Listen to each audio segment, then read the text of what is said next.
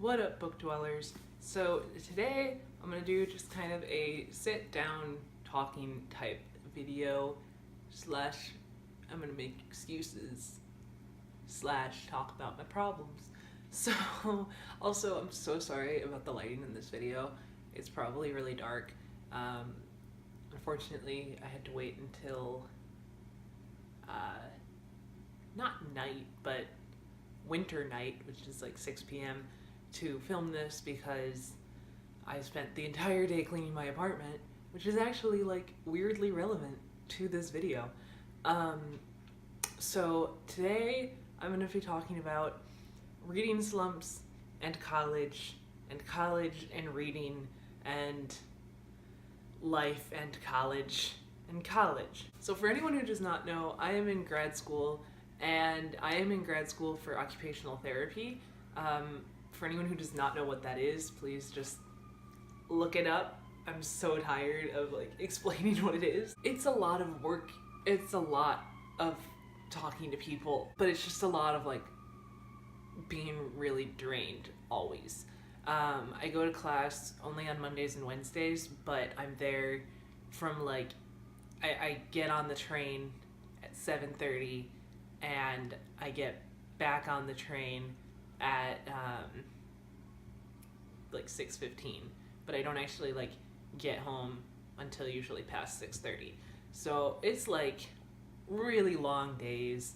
I'm really tired. So basically, my entire life is like school, homework, readings because they are not optional in grad school, and just like watching crap and sleeping. That's basically it. And then like once a week I clean my entire apartment so that it can get trashed again during the week. I wanted to make this video to talk about reading and how that's been going with grad school. And everyone was telling me, like, when I started grad school, they're like, you're not going to want to read anymore because you're going to be reading so much for grad school. For a while, I was doing really well with it. And when I say for a while, I mean like September. For the entire month of September, I read like a lot for being in grad school and for having a lot going on. In October, I read most of Hocus Pocus and then DNF'd it and then tried to start another book and then just like, I don't know if Hocus Pocus just like ruined it for me for a minute, but it just kind of, I was like, no, I don't want to do this right now. Basically read one book in the month of October, and I wanted to read like 4 or 5 or something, I don't know. And then it's the end of November tomorrow. Today is the last day of November. I'm like, can you tell that I'm in grad school and I don't know what day it is?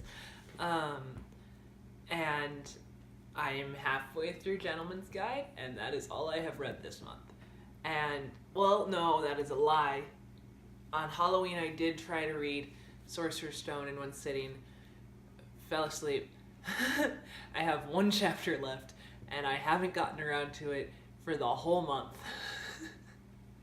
I'm now realizing that it's been an entire month, and I've had 1 chapter of a children's book, and I haven't read it. Great. Basically, college leads to a lot of fun reading slumps. And like the thing is, like I was saying, everybody was like, you're not gonna want to read. But I do, like I want to read. I'm just like trying to find time for it when I'm not dead. It's difficult when you're tired to be like, read, because it'll make you feel good. Like, you know it's gonna make you feel good, but your brain's like, no, you're so tired, you're not gonna like this. And like the other day I like sat down and read and I was like, I'm gonna be too tired for this. And then I sat down and I was like, this is great. I feel so good right now. And so I don't know why I don't just like do that more. But I'm working on it.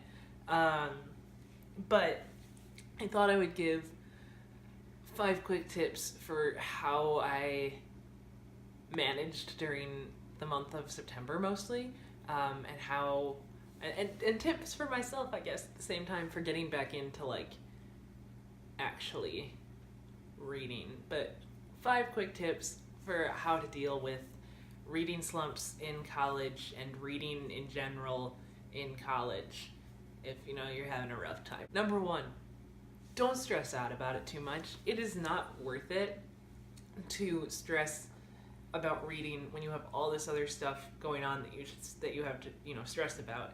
And honestly, you shouldn't be stressing about reading to begin with. I think for me, it's like when I don't read, I don't have videos to make, if you know what I mean. It's like I'm dropping the ball on the YouTube channel because like I don't have anything to talk about if I'm not reading. But at the same time, like reading is like my comfort zone, like reading is something that makes me happy, and it's a hobby, and I should like not treat that like it's an assignment, even if I feel like I need to make videos and the only way to do that is by reading. Number 2, pick easy books and books that you know you'll like. I know for a lot of people that might almost feel like a cop-out, like you're cheating in a way, like you're not really working that hard on reading if you're like, picking easy books and stuff. I don't know, maybe some people feel that way.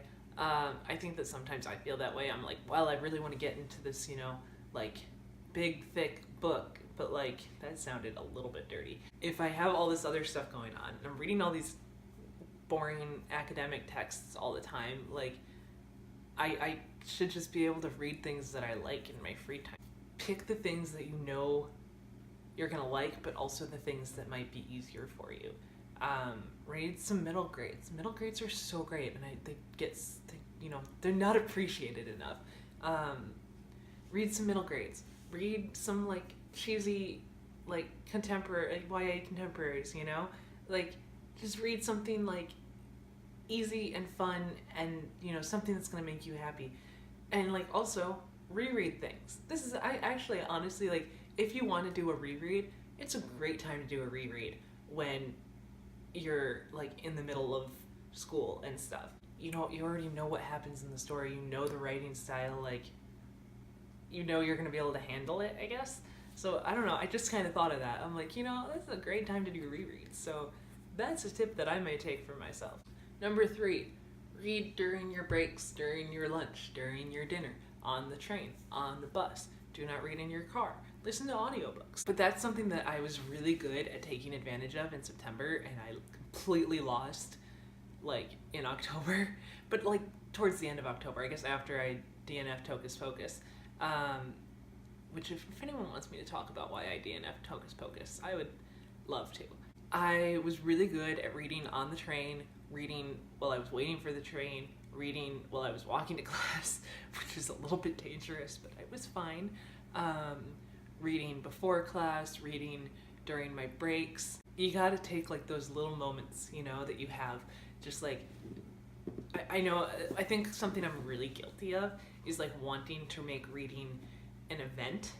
Like I'm very, I totally like, this was my thing in September, and I think it kind of helped in a way, but at the same time, I don't always have time to make reading an event. But I would, like wait to read until I was in a bath, or until I had tea, or now it's hot chocolate. Now I'm like, if I'm gonna read, I have to have like a fancy hot chocolate, and that was like my thing. I had to make it an event, I would like light candles and everything. That's great, but that's not always doable. Sometimes you just have to take your moments that you can read.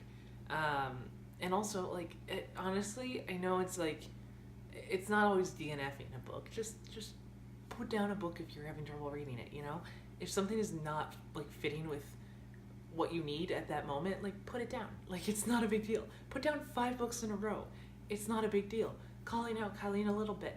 Just if a book is not, like, working for you at the moment, put it down, no matter how many books you put down before that. Just wait till you find the right one for your moment. Next tip, my 4th tip, was kind of similar. It's read before bed. Reading before bed is like so good for your brain. I feel like, I don't know, as a kid I would always read before bed, and like I feel like it just chilled me out. I know it, like some people it's not a good thing because you're gonna like be really invested and have trouble with it, but it chills me out, like gives me something to think about that's not my life. And like, I used like freshman year of college, and I should get back into this because it was really good for me. But freshman year of college, I would like schedule in an hour to read at night. And that was the last thing I did before I went to bed. And I would like put my phone away, and just schedule in that hour was dedicated to reading time. Like, no matter what else was going on in my life, that was my time for me, and for reading. So if that works in your schedule, or if you can make that work in your schedule, I think that's like a really good thing to do, for your mental health, and also for your, so that you can read things. I said I had 5 tips. I guess I kind of have 6. My 5th tip, though, is schedule time to read. As I said, with scheduling in an hour before bed, putting that in my schedule made that my time to read, And if I didn't read for the rest of the day, I knew that I was going to get around to it, for that 1 hour at night, And if you schedule in that time, first of all, you're not impeding on anything else that you need to do. And second of all, you're making it a priority in your life. I think that's really important for you to make something that makes you happy a priority in your life. If you schedule in your reading time, you're scheduling in a little bit of self-care time too, And that's a really good thing. So tip number 6, be gentle with yourself. If you simply cannot find time to read, or it's just not happening for you this semester or this year or in college, just be gentle with yourself about that. Understand that you're going through a lot right now. You have the right to focus on that and to not worry about anything else. Be understanding of what you are capable of and be okay with that. College is not forever. This semester is not forever. The things you're dealing with right now are not forever, and you will get back into reading. You will get back into doing things that you love, even if you can't do them right now. So, yeah. Hopefully I will be reading a lot over winter break. I'm really hoping to. Thank you for watching. Comment, subscribe, and I will see you next time. Bye.